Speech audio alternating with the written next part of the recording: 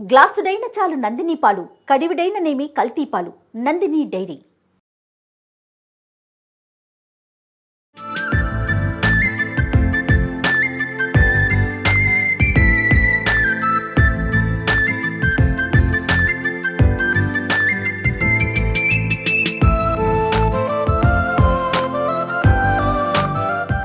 రమగారు, సంక్రాంతి పండుగ శుభాకాంక్షలు.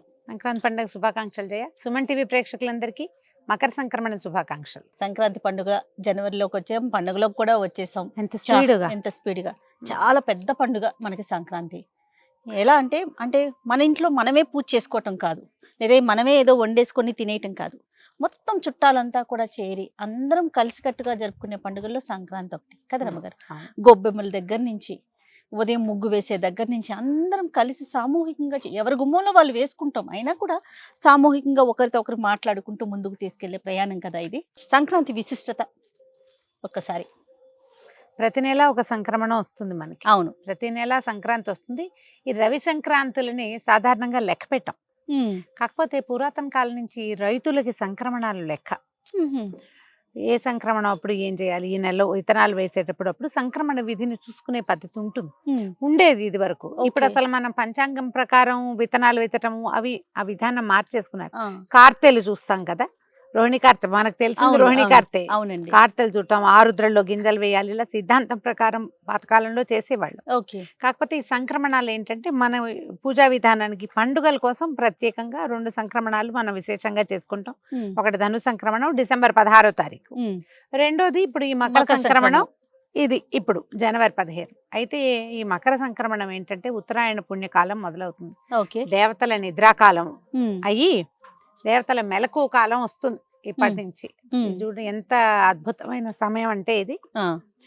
ఈ భీష్మ పితామహుడు ఆయన ఎప్పుడో డిసెంబర్లో యుద్ధం జరిగినప్పుడు మరణించి, మార్గశీర్షంలో మరణించి అంపశయ్యపై ఉండి ఉండి ఉండి ఉత్తరాయణ పుణ్యకాలం వచ్చాక తన ప్రాణాలు ఇచ్చామరణం ఉంది కాబట్టి ఆయనకి మకర సంక్రమణం దాకా ఆగి, ఉత్తరాయణ పుణ్యకాలం వచ్చేదాకా ఆగి, ఉత్తరాయణం వచ్చాక ఆయన ఇచ్చామరణాన్ని పొందారు. ఈ కాలం అంత అద్భుతమైన కాలం.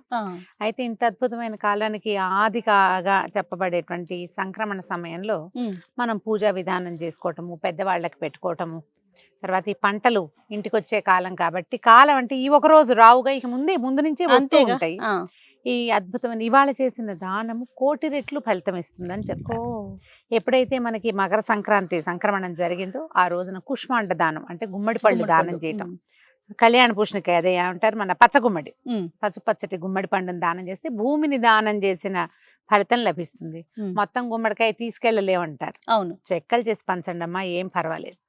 ముక్కలు చేయొచ్చా, భూమిని ముక్కలు చేసిన అలాంటి భావాల్లోకి వెళ్ళకండి. దానం చేయటం ప్రధానం, అంతే. ఎవరో ఒకళ్ళు దాన్ని కూరో పులుసో పప్పు ఏదో ఒకటి చేసుకుంటారు, వాడతారు. ఆ వస్తువు చేసుకుని తినడానికే కదా, శాకంగా ఉపయోగపడుతుంది. పూర్తిగా అయితే నిలవ ఉంటుంది, ముక్కలు చేసింది నిలవ ఉండదు. అంతే. కనీసం మీరు పక్క వాళ్ళకి, మన ఇంట్లో పనిచేసే వాళ్ళకి గుమ్మడి పండు ముక్కని ఇచ్చినా కూడా దాని ఫలితం తప్పకుండా లభిస్తుంది. అనుమాన పడకుండా చేయాలి. అయితే ధాన్యాన్ని దానం చేయటం, నవధాన్యాలు దానం చేయటం, బియ్యం దానం చేయటం, తర్వాత నవధాన్యాలు కూడా చేయొచ్చు.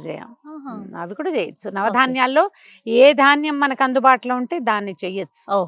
ఇప్పుడు ఏంటంటే అన్ని ఇంచుమించు పత్తి, మిరప అవన్నీ కూడా వచ్చే కాలం కదా.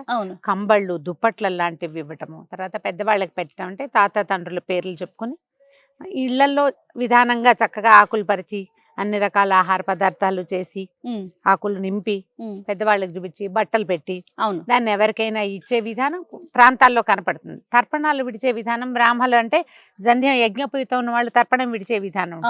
తర్పణం విడవటము మంచిదే. ఒకవేళ ఇంత చేయలేం మనం అంత పెద్దవాళ్ళ పేరుతోటి, అదంతా కుదరదు. కానీ మనకి ఏదైనా చెయ్యాలంటే ఈ రోజున ఎలాంటి దానమైనా మీరు పెద్దవాళ్ళ పేరుతోటి చేసుకోవచ్చు. ఎందుకంటే ప్రధానంగా పెట్టుకోవాలి. అత్యద్భుతమైన కాలం, మంచి సమయం కాబట్టి. కాకపోతే ఈ ఉత్తరాయణం ఎప్పుడైతే వస్తుందో మకర సంక్రమణ నాడు తలంట్లు నిషిద్ధం.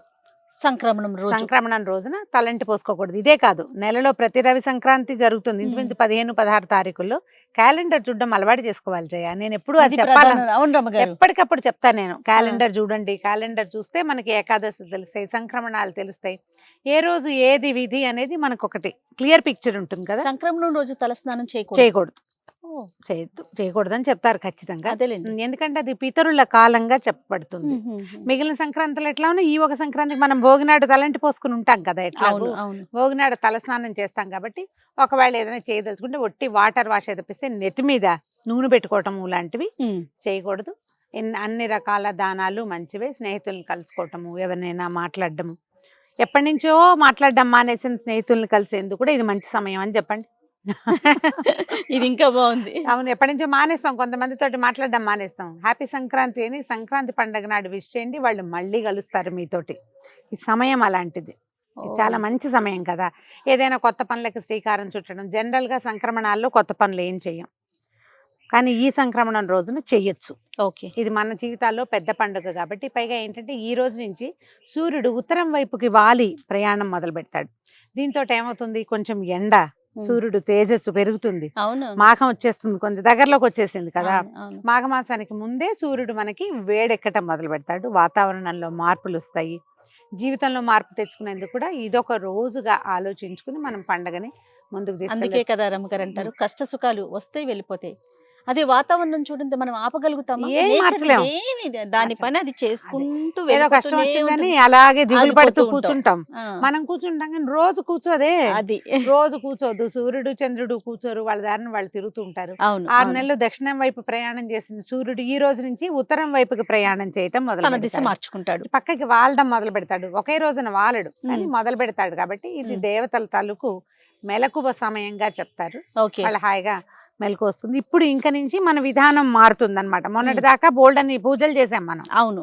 ఇక్కడి నుంచి మన విధానం మారుతుంది. అలాగే జీవన విధానాన్ని మార్చుకునేందుకు కూడా ఇదొక ప్రత్యేకమైన రోజుగా తీసుకోవాలి ఎవరైనా కూడా.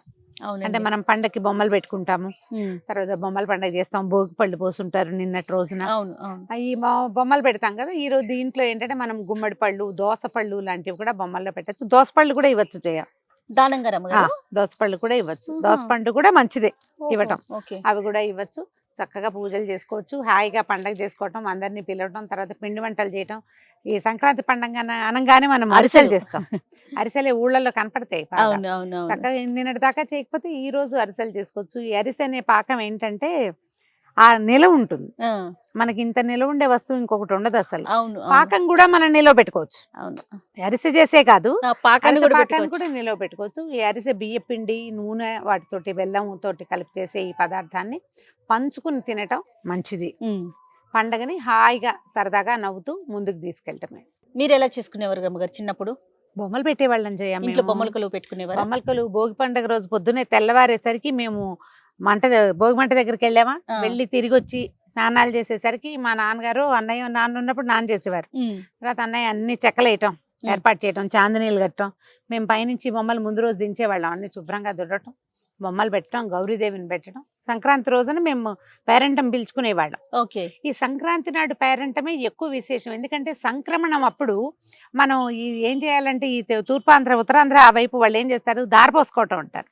పసుపు, కుంకుమ, ఖర్జూరాలు అవన్నీ పళ్ళెంలో ఇట్లా రాసులు పోసి ఇస్తారు పేరెంట్ వాళ్ళకి. మన వైపు అంత కొంచెం తక్కువ ఉంటుంది. ఇటువైపు ఏం చేస్తామంటే అలా కాదు, ఒట్టిగా పసుపు బొట్టు ఇచ్చి శనగలు అవి తాంబూలం ఇస్తాం. శనగలు, అరటిపళ్ళు, ఇంకేమైనా పళ్ళు గిళ్ళు ఉంటే అవి. ఒకవేళ గుమ్మడి పళ్ళు బాగా విస్తారంగా కాస్తే ఒక్కో సంవత్సరం మాకు తెక్కాసేవి గుమ్మడికాయలు.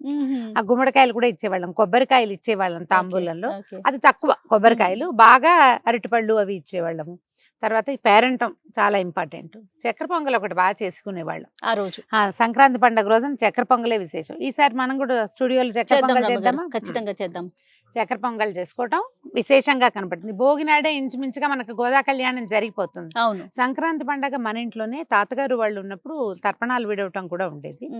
ఇది వరకట బాగా చిన్నతనంలో, అంటే నా చిన్నప్పుడు కాదనుకుంటున్నాను నేను, నాకు ఊహ తెలిసాక నేను చూడలా. ఇంచుమించు పెద్దవాళ్ళకి పెట్టేవంటే తద్దినపు భోజనం రోజున తిథి నాడు ఎలా వండుతారో అలాగే వండేవాళ్ళట పాతకాలంలో. తర్వాత ఈ పండగని చక్కెర పొంగళ్ళు చేసుకోవటం, అల్లుళ్ళు రావటం, వాటితోటి అది పద్ధతి మార్చుకున్నాం. కానీ పూర్వము ఈ రోజున ఏంటంటే ఇది విశేషమైన సంక్రమణం కదా, అందుకని తర్పణాలు విడిచి పెద్దవాళ్ళకి పెట్టే భోజనాలు 4 కూరలు, 4 పచ్చళ్ళు అట్లా చేసేవాళ్ళు. పెసరపప్పు వండటము ఆ విధానం కనపడేదట మొదటి కాలంలో.